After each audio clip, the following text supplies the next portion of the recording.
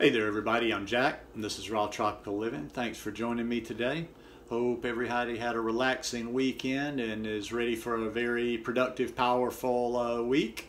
I know I am. I'm just kind of putting around the house today, getting a little organization done for next week and just enjoying a lazy Sunday. Today I'm going to talk about what a low-fat, raw vegan lifestyle means to me.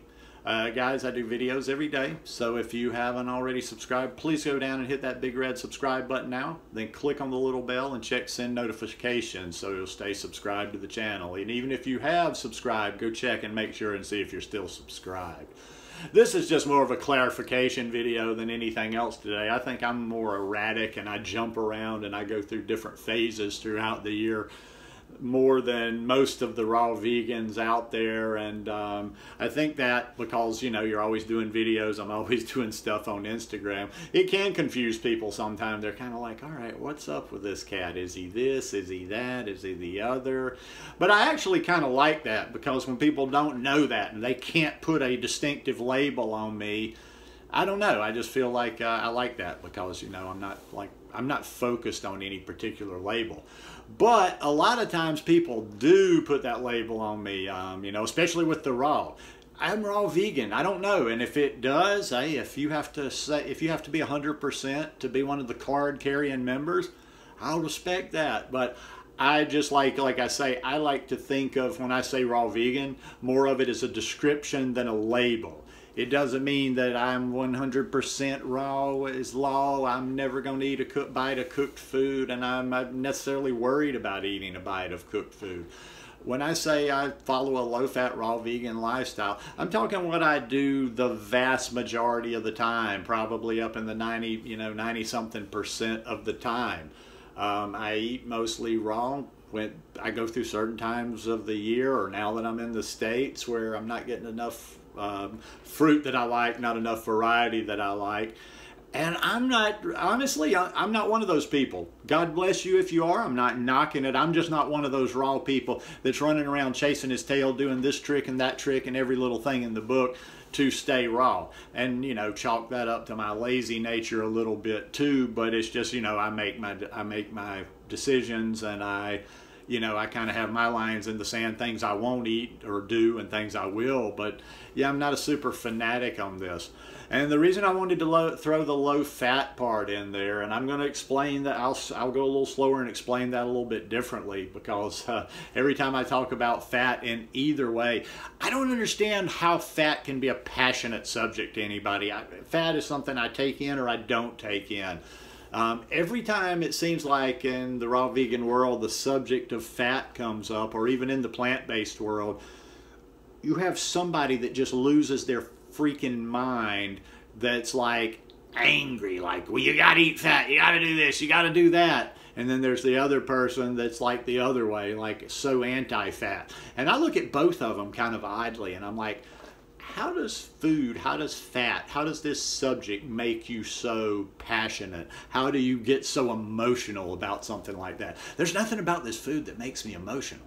Not at all. It's just a decision. You eat it or you don't eat it, or I eat it or I don't eat it. But when I say a low-fat, raw vegan, I'm not speaking an exact number. I'm not, because listen, I think, and I'm like I say, I guesstimate most things here, but I think if everything was written down over the course of a year and everything was tracked, that I would be very close to staying year-round on, say, 10 to 12% fat in my diet.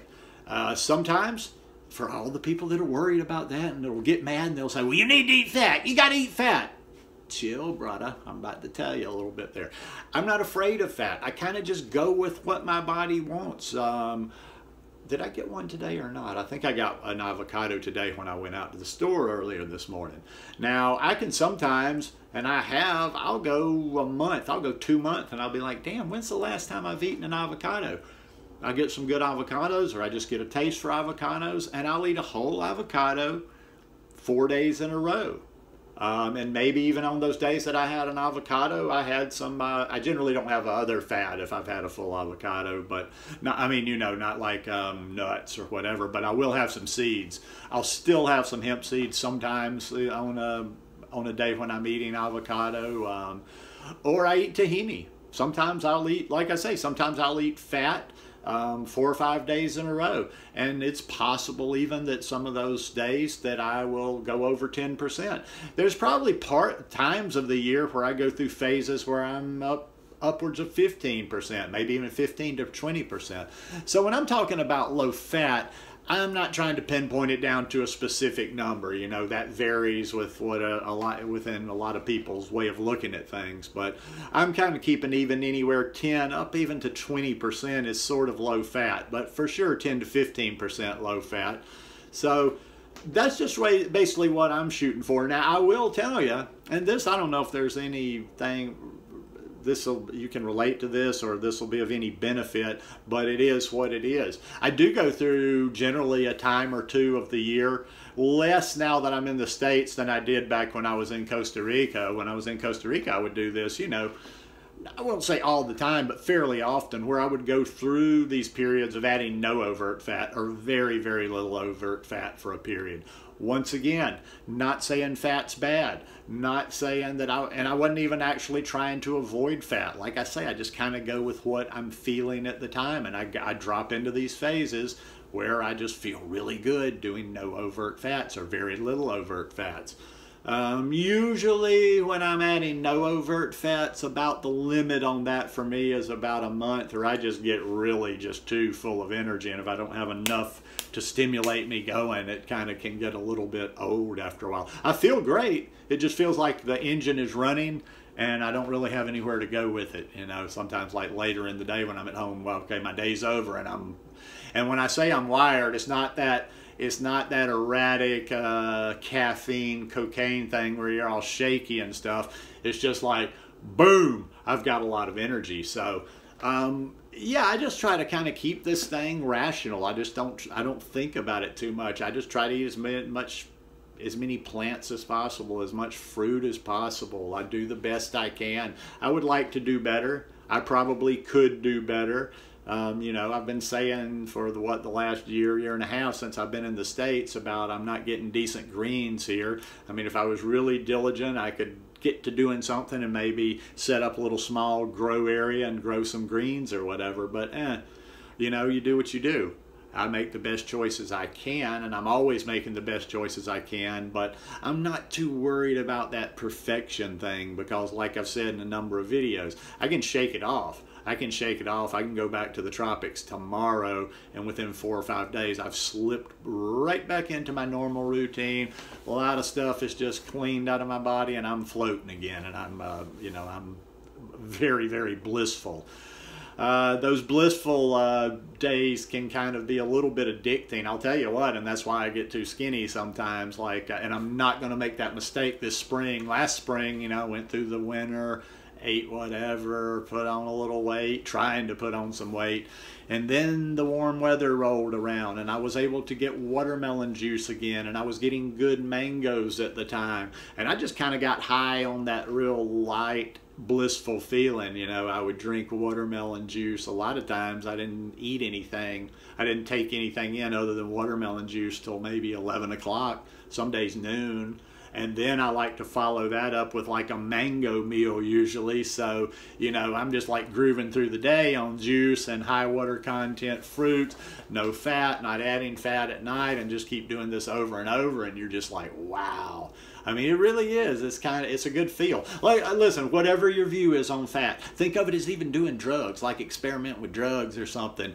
You gotta do a month sometime overt fat free, and before anybody goes nuts, you ain't gonna die from that. It's not gonna kill you. If you've never done it, just do it just for the experience, just to see what it feels like. You may never want to do it again. It might not be your thing, but it can get addictive sometimes. You get that feel, you get that vibration, and you just want to keep going on. But I'm always just going to try to make the best choices that I can make, and I'm always going to try to put out content and share to include the most amount of people, and I'm always going to try to be realistic. I'm all about what's realistic because listen, hey, we can maybe even agree that this super raw as law version might be the best thing for our bodies, to always eat like this, to never do, to da da da da da. But most people, I'm a numbers guy, as I keep telling you, most people are not going to do that. I mean, if you're talking to 100 people, you might get this small little amount of them that might be interested in being vegan, going plant-based. You might, and that next number is going to be even more minute of people that do raw or do high raw. But those people that never touch cooked and that actually do it right, there's a lot of people out there that are fully raw that just, in my opinion, ain't how I want to do it, you know. But there's going to be a very tiny, minute amount that do fully raw all the time, and do this like really pristine version of it. So what I'm saying is, it doesn't matter if this is right or this is right or this is right. People are going to do certain things, and you know that not that many people are going to really resonate with that just hardcore message. So it's all about just, you know, making changes, doing the best that we can. And yeah, that's just kind of what I do. That's how I do. I look at my low-fat, raw vegan lifestyle. It's done well for me over the last 6.5 years. I feel good all the time. I'm happy. I don't get all into the head game of this stuff. That's another thing too. Just too many people overthink this and possibly undo some of the positive, healthy things that food does for your body just by that garbage that's floating around in their heads, worrying about all this stuff. So anyhow, that's just my thoughts on the subject. You might have yours, and I'm totally cool with that. What you eat is what you eat. You know, it's all good, man. Anyhow, hope you guys enjoyed this one today. If you like it, please give me a thumbs up, and we'll see you tomorrow. Peace.